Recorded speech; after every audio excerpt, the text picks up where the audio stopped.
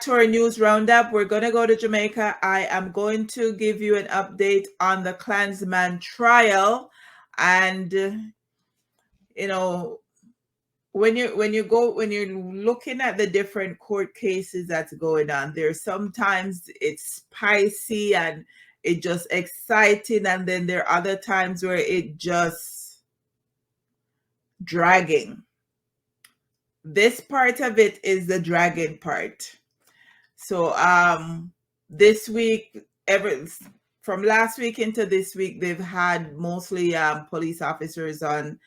I think one or two police officers, one of the lead investigator on the case, he's been one of the witnesses right now.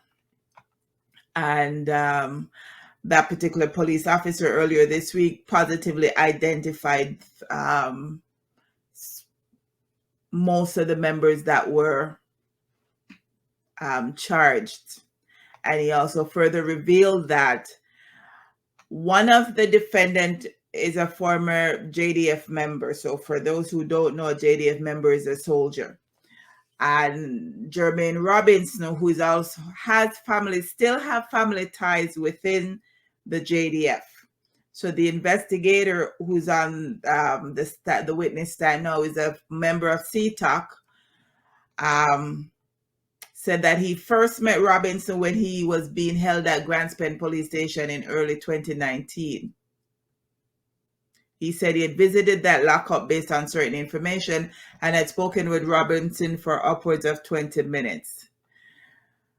The sleuth, he said, was in the company of another detective, testified that at the time he had told Robinson that he was a suspect in the ongoing gang investigations. He said the JDF operative, after being cautioned, made no comment. He then said he had another conversation with Robinson as it relates to his job. I asked him if he was a member of the JDF, and he said yes. One of the questions I asked him at that point, I learned that his father was also a member of the JDF. He said he then asked Robinson about his legal representation, at which point the soldier asked the detective for a call. He spoke to maybe the detective thinks he spoke to his wife, and then he said after that he left. Apparently the soldier was a member of Brian's security detail. So Brian is the leader of the Klansman, otherwise known as Black Man. And he's known him since 2017.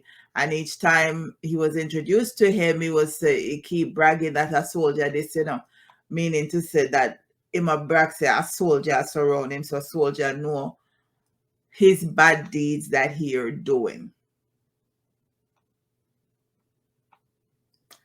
They're saying that on several other occasions involving the gang and detailed one instance where it said Robinson, who had injured one hand while handled one hand that was placed in a cast, handled an AK-47 with the other hand. He also claimed that Robinson was often where Brian was. I'm security details, so I'm going to go where the boss go. He said the last time he saw the army man was at a checkpoint in Spanish Town. He told them not to search me and just let me through. Witness number one. So the witness number one stated that at one point he saw him at the checkpoint and didn't tell them not to search him. So the corruption, it just everywhere. Everywhere. Because imagine Zozo at work and a known gangster who was probably strapped at the time showed up at the checkpoint where the soldiers were, and one of the soldiers said, let him in. No search him, just make him go on through, because him know him because of the other side of his gang life that he's living.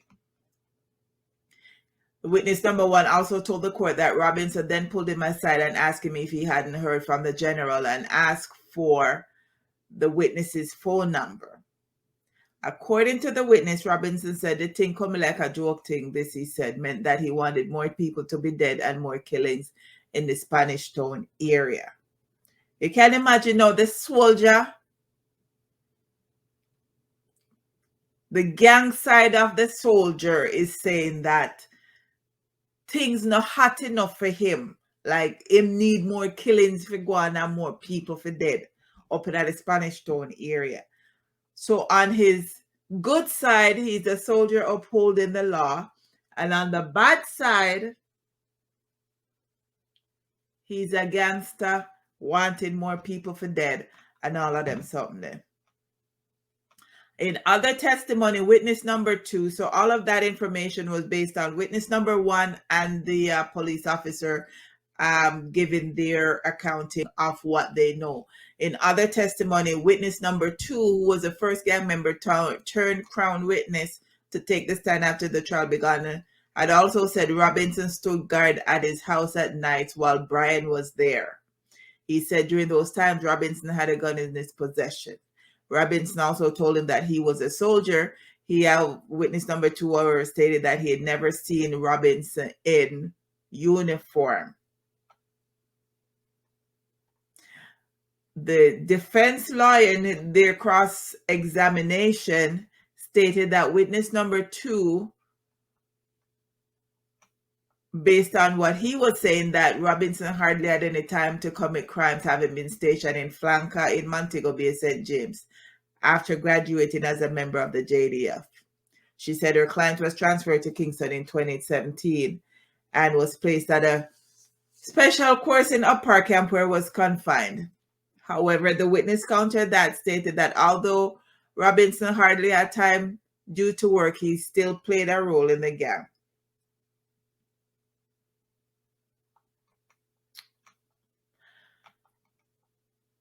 I keep saying every week that this is like a movie.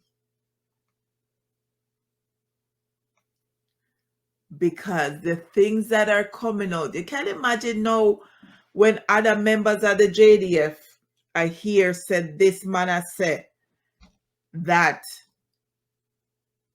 is like a joke thing a go on because enough people not dead. You can imagine that. If you know, say you work along with them, then you have to again imagine how many others are there still in the force who no get catch yet, and still in the JDF who no get catch yet, who are still perpetrating crimes. Like how many others did they not get?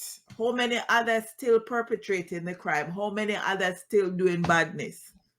And yet every day people get up and say Jamaica a crime area and Jamaica a crime this. But if the people who are supposed to uphold the crime are committing the crime, if you get better, it's like the fireman what keep burning down places that complain them have to work too hard to put out fire. That's what's going to happen. But I'll keep you guys posted next week as to whatever happens in the courts between now and then. As the saga continues, we'll thingy. Lindsay says she's tired. Get a glass of wine, Lindsay. Put your leg up and listen to me talk for a while. I know you guys we thank you for all that you're doing, because you guys are really, really, really doing too much, above and beyond. Colleen, Raptors win. Oh, thank you. Man, that 3-game losing streak was just for the birds.